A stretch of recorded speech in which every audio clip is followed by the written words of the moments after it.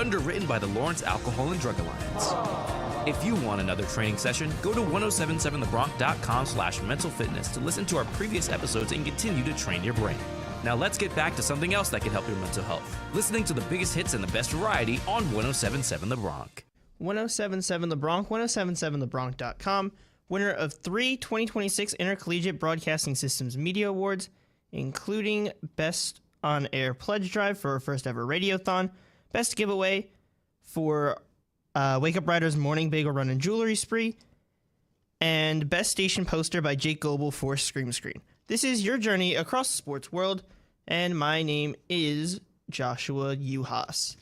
Now, we are going to have a similar style to how we did it in the last episode, just we're going to be a little bit extended beyond where we were before, because our last episode, we were kind of at the start of March Madness, which is one of the better parts of the tournament, is always the beginning, because that's where you have the chances for those upsets and those big moments, which we had a couple of them. Obviously, we talked about the High Point game in that first round. TCU was able to take over Ohio State. Siena giving Duke a ton of problems, and even extending to that second round, there were some good matchups where High Point had 2 very good games against Wisconsin and against Arkansas, especially that Arkansas, because it was just Rob Martin versus Acuff, and that was really exciting. Then you kind of like move across like the brackets, and we talked about a lot of fun games, especially that Nebraska Vanderbilt game, because that did a lot of pain for my bracket, but also it was just a very good game. You had Iowa Nebraska in the next round. That was really good. Iowa took down Florida. So there was a lot of good games, but we're going to move towards this Sweet 16 Elite 8 area, where right now, actually, there is an Elite 8 game going on. One of the biggest ones of the tournament, because that East bracket was absolutely stacked this year. I mean, you had a Duke, you had a St. John's, you had Kansas, you had Michigan State, Louisville, even UCLA, a very prominent program, and UConn. So there was strength across the board throughout this tournament, throughout this tournament in the East bracket alone. And right now, just started right at the start of the show, but we have Duke and UConn facing off against each other. So we will see. I'm not sure why this one's not showing. There's a stream key off. Let me fix this. But Duke and UConn going on right now. That's going to be one of the better games, probably potentially of the tournament. And then on the other sides, they also project very well. Not to say that there's anything wrong with that. It's just, okay, stream keys were just off. Sorry about that. So I think that should be good. We'll get Facebook all set up and ready to go. Looks like we're good. All right, there we go. I don't know why that one, I guess stream key got a little messed up, but we're all set. We're on both YouTube and Facebook now. All right, we are cooking. How you doing, Matt Brown? Our good friend over in Colorado now, being the sports director over there. Yeah, Michigan destroyed Tennessee today. And actually, that gets my mind on it. Let's just go right to it. Yep, Michigan, Tennessee. That game was crazy. Whoops, because I have the Duke UConn game on the big screen. And then I'm using the main computer. So let's see. But if you want a visualization of how my bracket ended up going, ta-da, did not go very well. I had St. John's in that East bracket, didn't go well. I had Vandy, they got knocked out. And then Purdue in the West, they just lost to Arizona. And then Michigan is the only one I got right. So I will take that. I did get at least one of those right. And I'm testing out new things. I brought the whiteboard. I'll see what I end up doing with it. I don't know what I will end up doing for the visual side, but might as well enhance that end of it. Experiment a little bit. We have the freedom to do that. But when we look at this game specifically, Michigan went on, I think it was a 20 or 21 to nothing run, and that really set them apart. This Michigan team's really good. like really good from top to bottom. And I like what they're doing. I mean, there was a talk because of after the game, Lendenberg was talking about them being maybe the best Michigan team, or Lendenborg.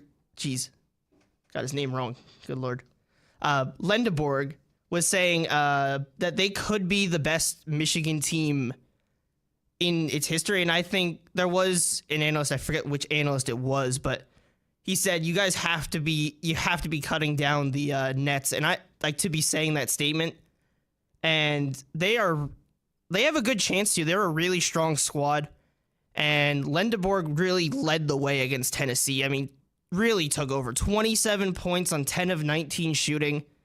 3 of 9 from 3, which is, we'll take it for a big man. Obviously, probably want better 3-point shooting across the whole game, but you held some of these guys on Tennessee to some pretty bad numbers, and they really weren't able to do what they wanted to. I mean, Gillespie got to 21 points, but really, other than that, there wasn't much for Tennessee.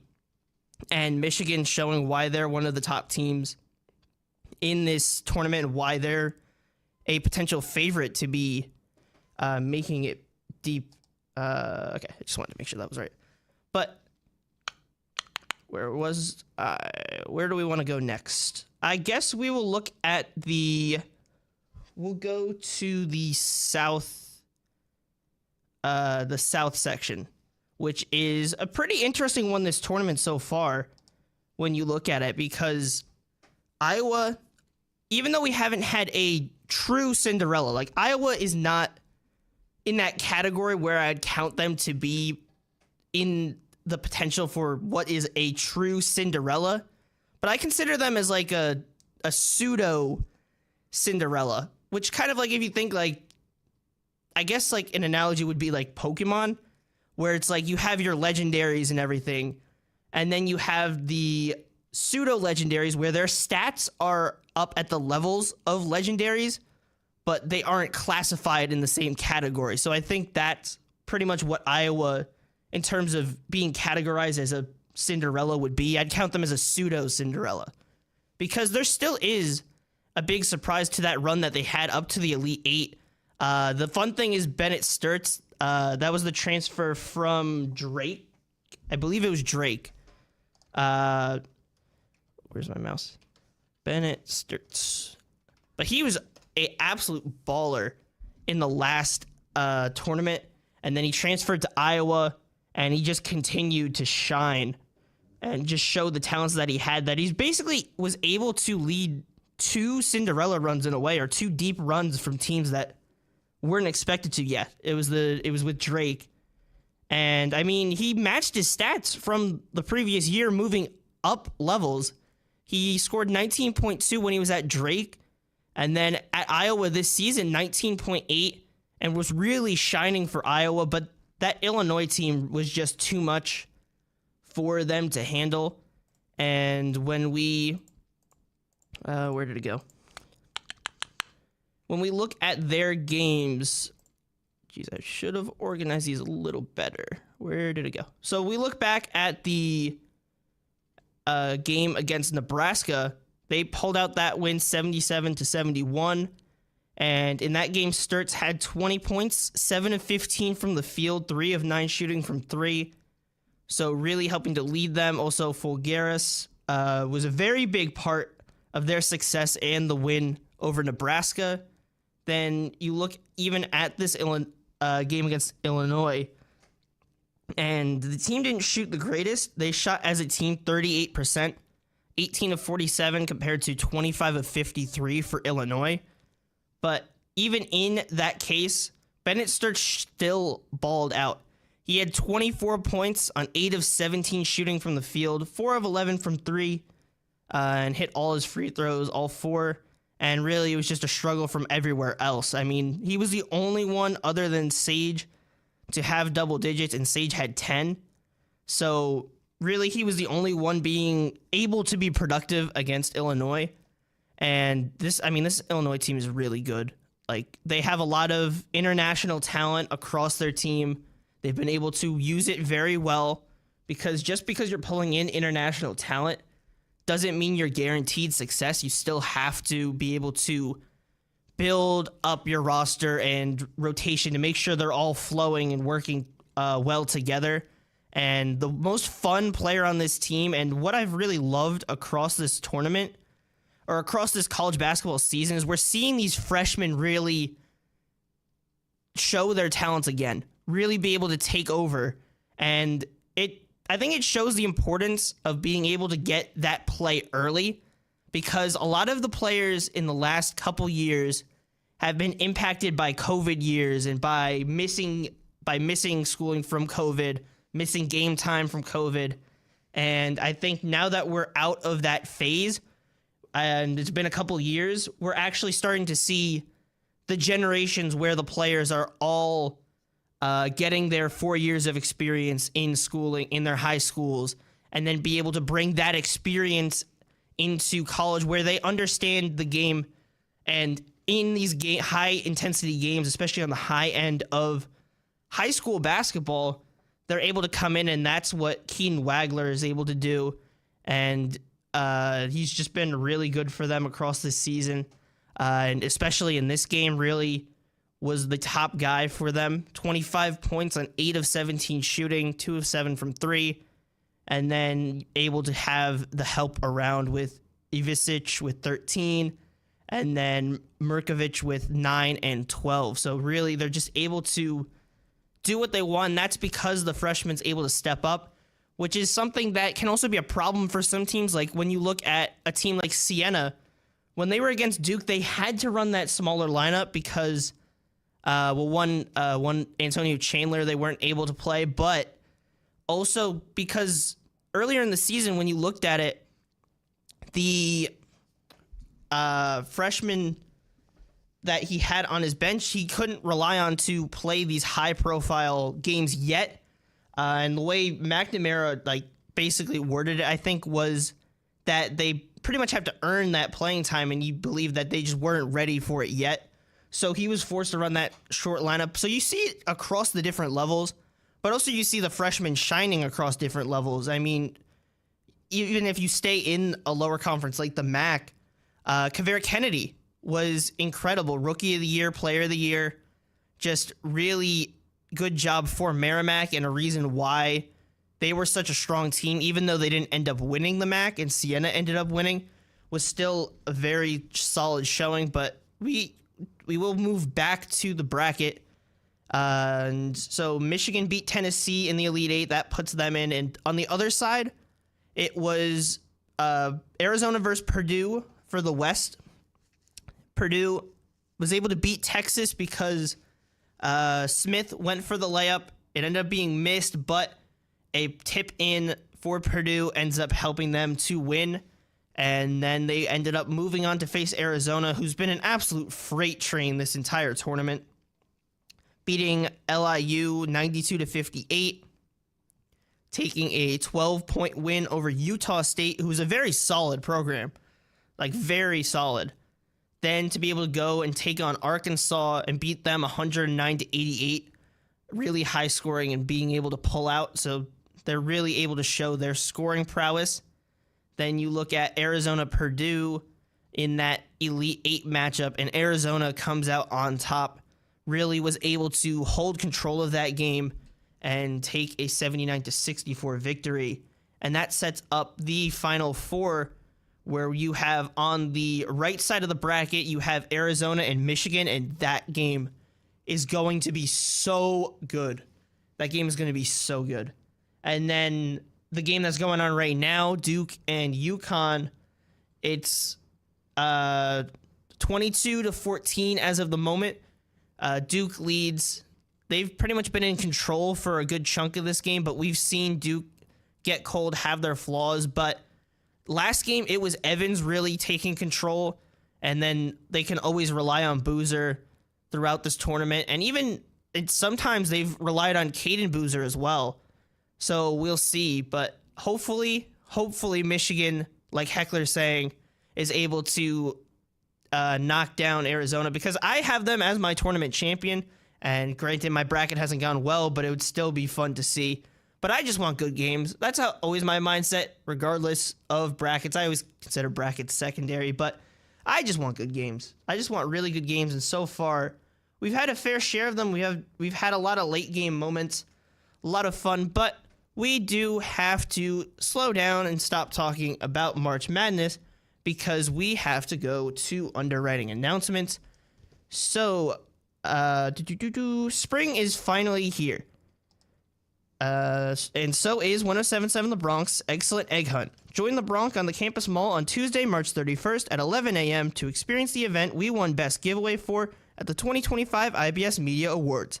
There are 10,000 eggs, 20,000 pieces of candy, and a chance to win almost $40,000 in prizes, including our biggest and most iconic prizes, a Royal Caribbean cruise to the Bahamas provided by Josh Harry Travel, and a 1.77 carat diamond pendant from Peroni's Hidden Treasures. For all the deets, including everything to do and eat, go to 1077thebronx.com/egg hunt.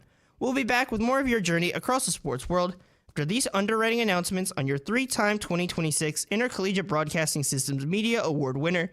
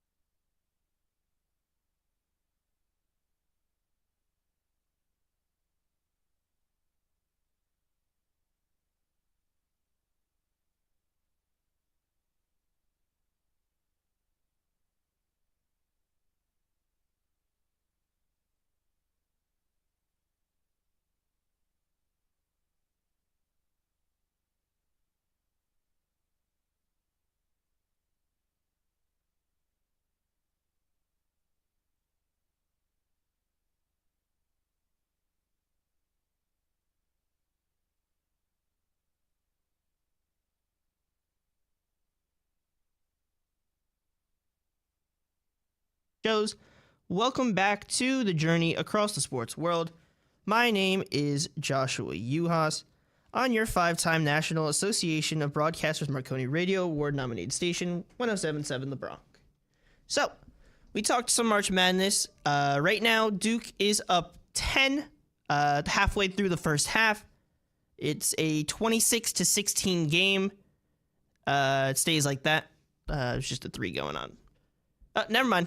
UConn hits a 3 as I was saying that. But, so 26-19 is where that stands. I'll keep updating throughout.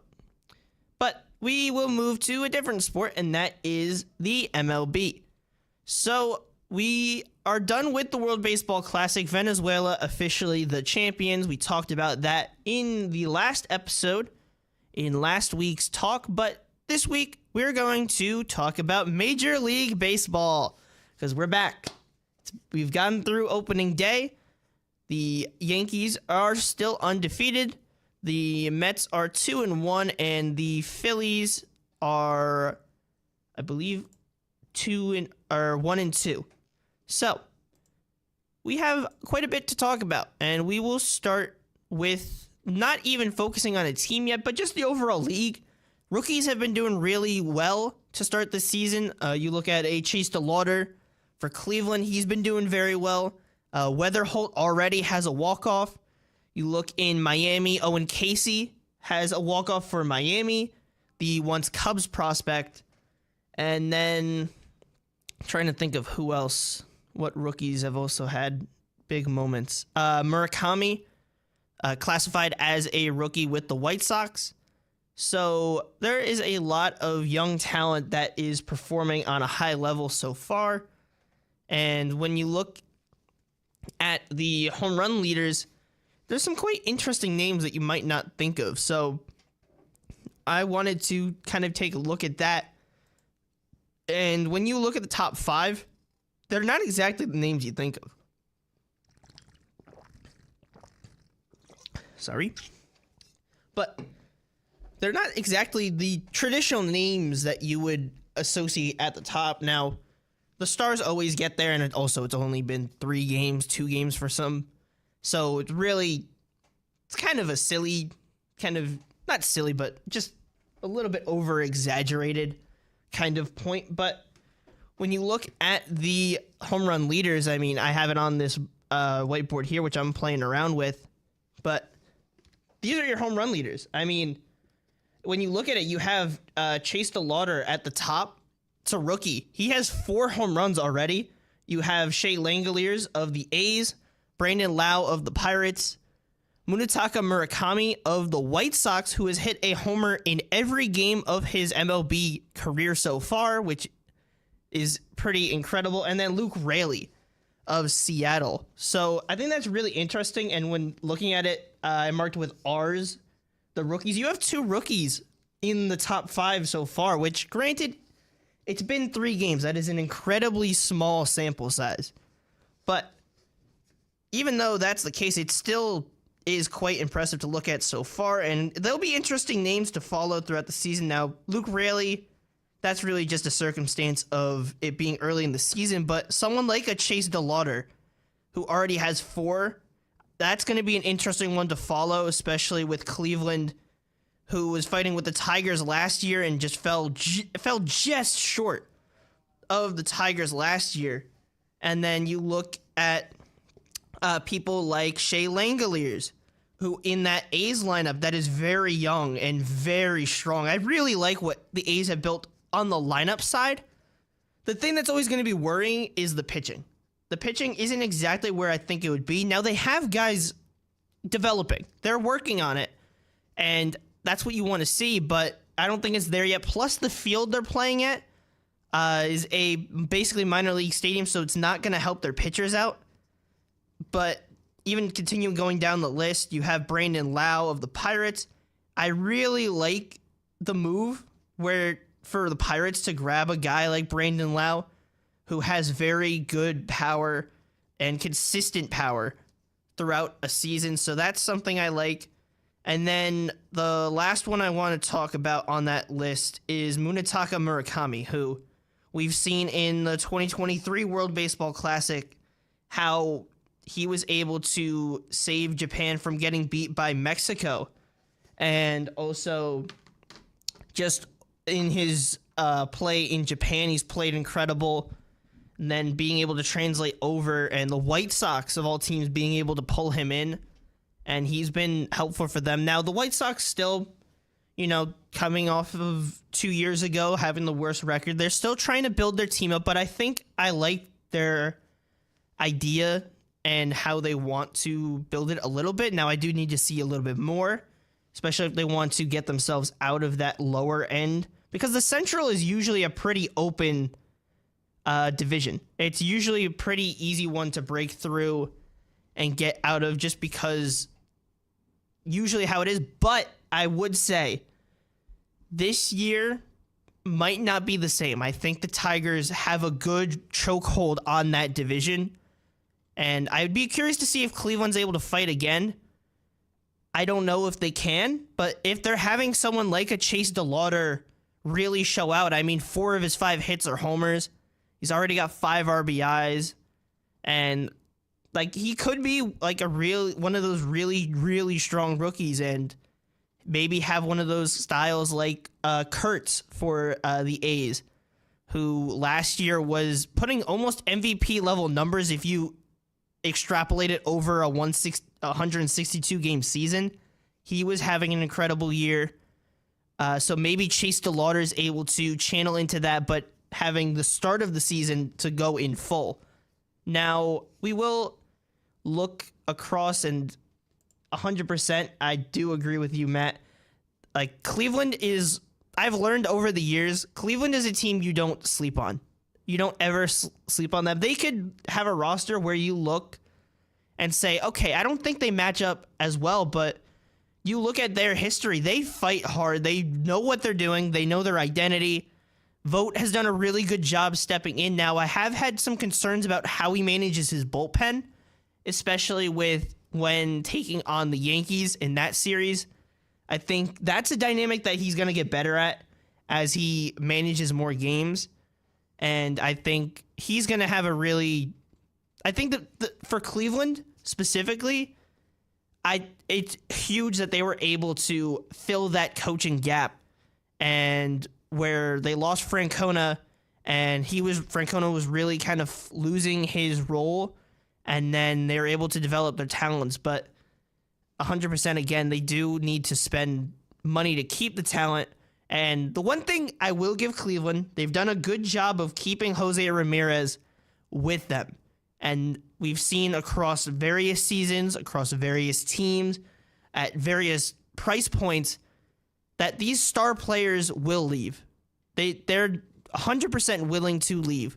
And the fact that Cleveland is able to instill that loyalty in, there is that loyalty, but I don't think players are obligated to have that loyalty. But the fact that it's a two-way street where Cleveland and Jose Ramirez are able to have that relationship, where Jose Ramirez is willing to take less money if it means they're able to develop that team stronger. I think it's a really good dynamic for Cleveland, who they're able to get production pretty much out of anyone. And you'll see names across probably this season and across past seasons where it's like, what? Who is a Daniel Schneemann? Some of those kind of names where it's like, they're not the mainstream names. So when someone not as deep follows along, it's like, who is this? Who is this person? Who's that person? Across the whole lineup. But they're always a really strong team the last couple years. Really over the last decade, pretty much, they've been one of the better teams in terms of competing every year. And they're going to be a fun team to watch. Now, I want to look into more of the local teams specifically. And we will start with the New York Yankees, which is my team. I'm a big fan, obviously, of the Yankees. And when we look across their games, they're off to a pretty good start. They swept the Giants. They're off today because they will be traveling to Seattle, which that series is going to be fun throughout the season, because I think Seattle will still be very strong. They still have their core. Now, granted, Cal Raleigh's not having the greatest start to the season. However, they can still fight through that. and I think they'll be one of the more prominent teams again. But in that Giants series, start off in opening day, Yankees versus the Giants, Max Fried versus Logan Webb on Netflix, and Yankees just jumped all over him. They jumped all over Logan Webb in that game. And it wasn't even that, I don't know where I was going. It wasn't that Webb was like losing his control or something. I guess there was just something that the Yankees picked up on, and they were able to just jump on the first pitch. I don't know if that was the goal, was to be aggressive throughout the whole game and try and catch him early, which especially is incredibly helpful for taking down some of these top pitchers. And we saw with some of the guys that pitched in the World Baseball Classic, like Skeens, he didn't have his best outing to start. And we look at this game, Logan Webb didn't have his greatest start. But it's not always the case. I mean, Christopher Sanchez, for the DR, he pitched pretty well, and then he was able to pitch very strongly in his first outing for the Phillies. And we'll get back to this game, but we look at that second inning is where the Yankees really pounced on the Giants. Judge was not able to do anything because he went 0 for 5. First time in a while in an opening day he hasn't gotten on base, but the rest of the team really showed up. I mean, you had a hit from everyone, and you had 2 hits from Wells. He went 2 for 3. Stanton had 2 hits, and Ryan McMahon was able to rope an RBI. Ryan McMahon had 2 RBIs, not Austin Wells. Jeez. Grisham on his swings was doing fine, and him and Fried got the player of the games, which I love Jameis Winston. He's so funny. And the fact that he was part of the post-game stuff, and Trent Grisham was staring down those fries. He wanted the fries so badly. But a really strong win on opening day. Max Fried went 6 1/3. Jake Bird has his beard back. Thank goodness. I do not want to see Jake Bird without a beard ever.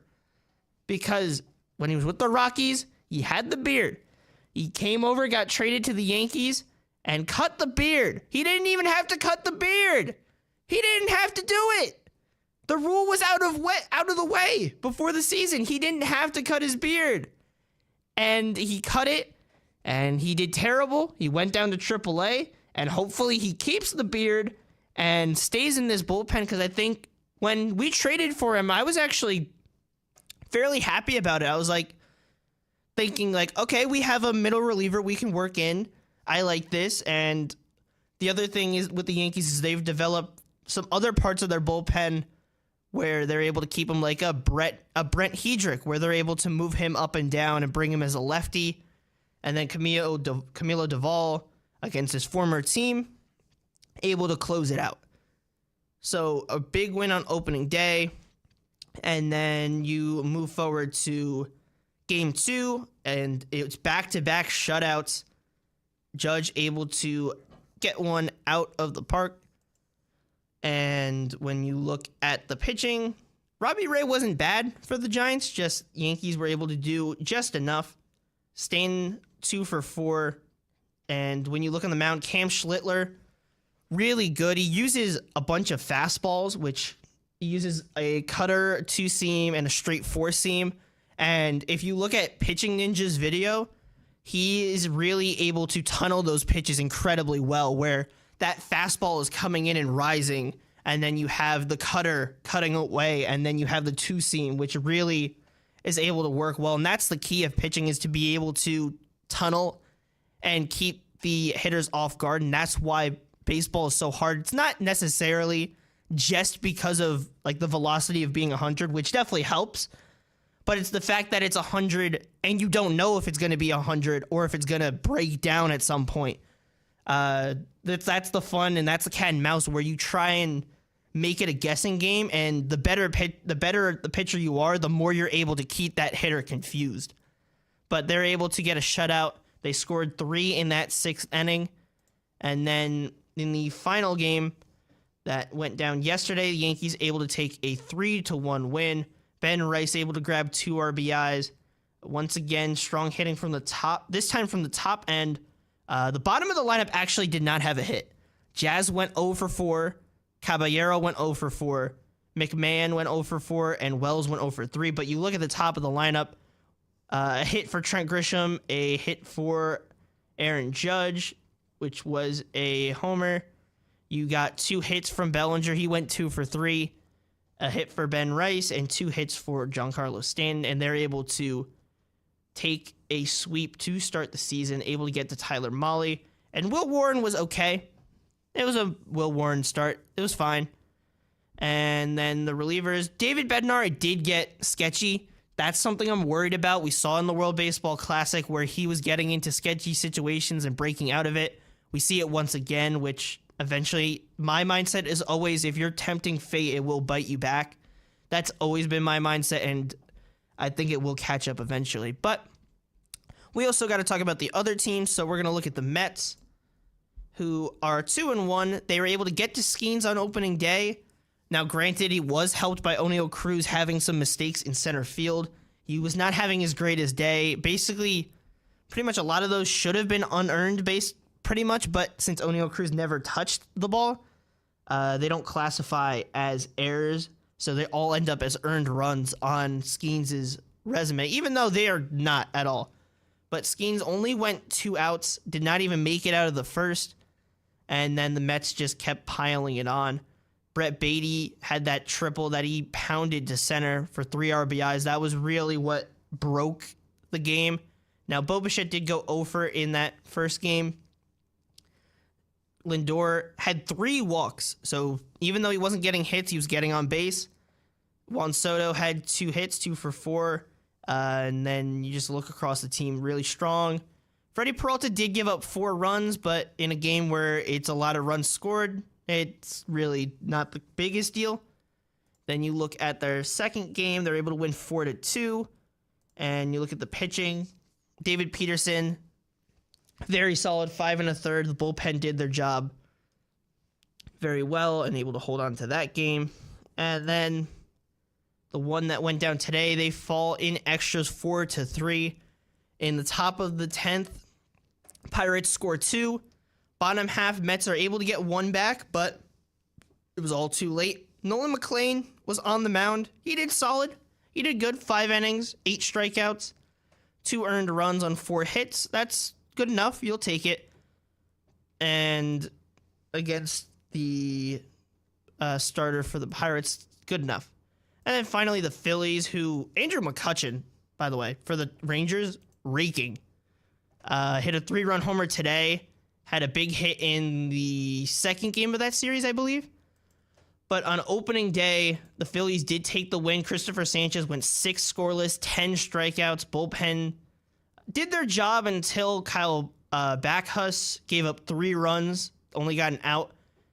And then the Rangers, Eovaldi kind of got beaten up a bit, who's usually very reliable, but they're able to get to him. Then you have the second game where I believe this was the blown save from Yohan Duran. Rangers able to get it with, I think it was a Andrew McCutchen double that was able to help them win that game. And the Phillies lost. And then today, it was basically Andrew McCutchen setting this game apart with that 3-run homer. At least I'm pretty sure. Yep. I think so. But for the Rangers, Mackenzie Gore did his job. That's why they traded for him. 5 1/3, 2 earned, 7 strikeouts. So some really good performances across the league, and the local teams, for the most part, doing very well. And Yankees starting 3-0, Mets starting 2-1, and then Phillies, unfortunately, they are, or fortunately or unfortunately, I don't really have any beef with Philly sports, really, except for the 76ers, but I'm fine with them. So overall, a pretty good opening weekend for all the teams, but we do once again have to go to underwriting announcements. So it's not every day we get to be a hero. So we're giving you 2 days to be a hero to 3 people all at one time. Announcing 1077 The Bronx annual Spring for Life blood drive. Wednesday and Thursday, April 8th and 9th in the BLC Cavala Room. Everyone who attempts to donate blood will get a pair of tickets to a Trenton Thunder game or passes to Sky Zone in Hamilton. At the end of the drive, 2 lucky Broncs will each score a $100 Visa gift card for being our hero. To schedule your appointment to donate blood, go to our website at 1077thebronc.com/springforlife. We'll be back with more of your journey across the sports world after these underwriting announcements. While you're waiting for the show to return, make sure to follow the Bronc on Instagram at 1077thebronc.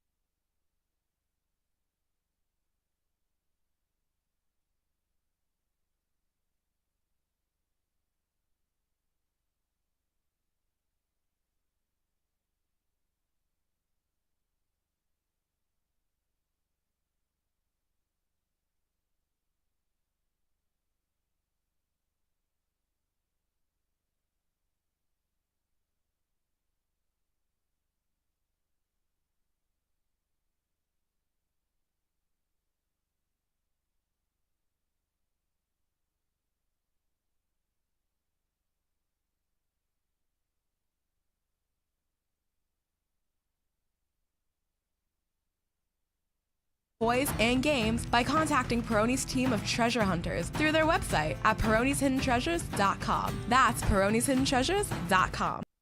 If you build it, our Rider Bronx will devour it. Introducing the contest that will cement your legacy at Rider University forever.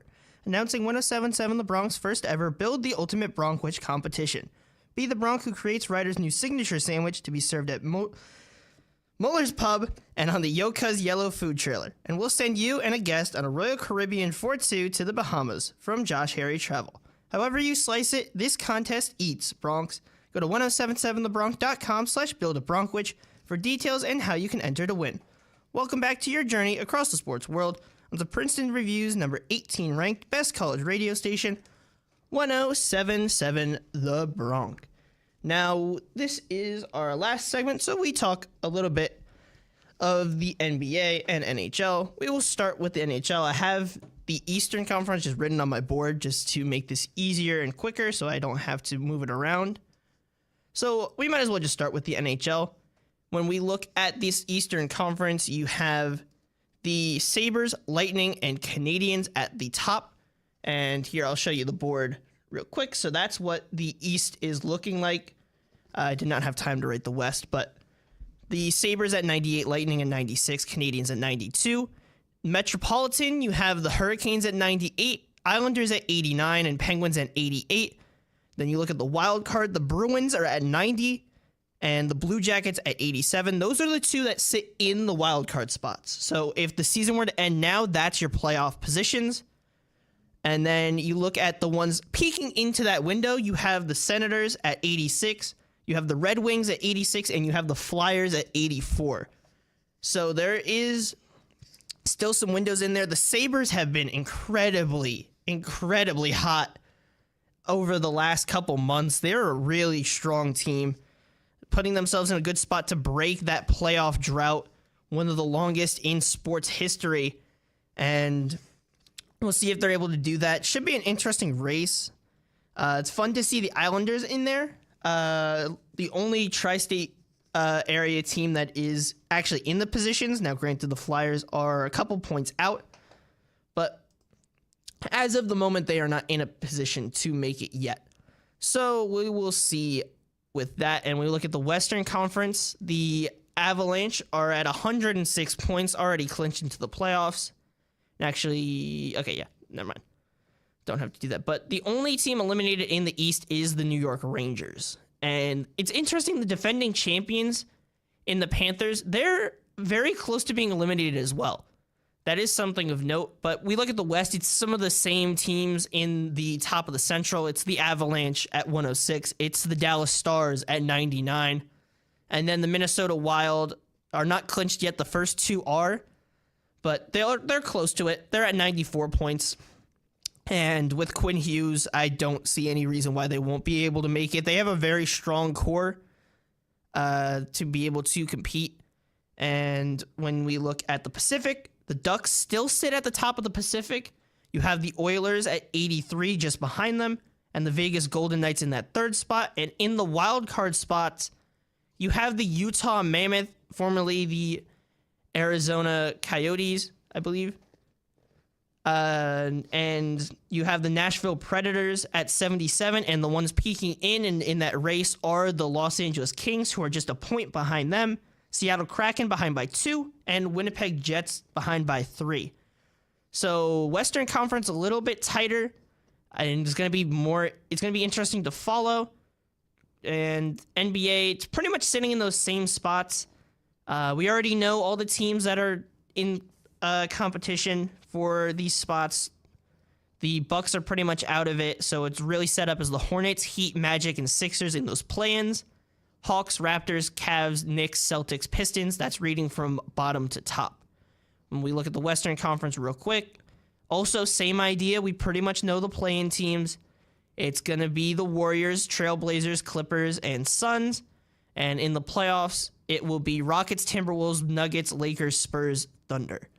That all projects well. Now, granted, we could see some changes with, say, the seeding of the Lakers and the Nuggets and the Timberwolves or the Rockets, or even in the Eastern Conference, we can see some switching around in that 2 to 4 range and even at the bottom half. So we'll see. A lot of action still left across all sports, but as always, I always love to just clear my mind on all sports, get my mind primed, not only on the sports I love, which would be baseball primarily, but also engage in some fun. March Madness, which speaking of, Duke is up 44-27. They've really controlled that game. But we do have to leave, unfortunately. So thank you for listening to your journey across the sports world. We'll be back next Sunday at 5 p.m. Stay tuned for more of the biggest hits and best variety on Princeton Reviews number 18, Best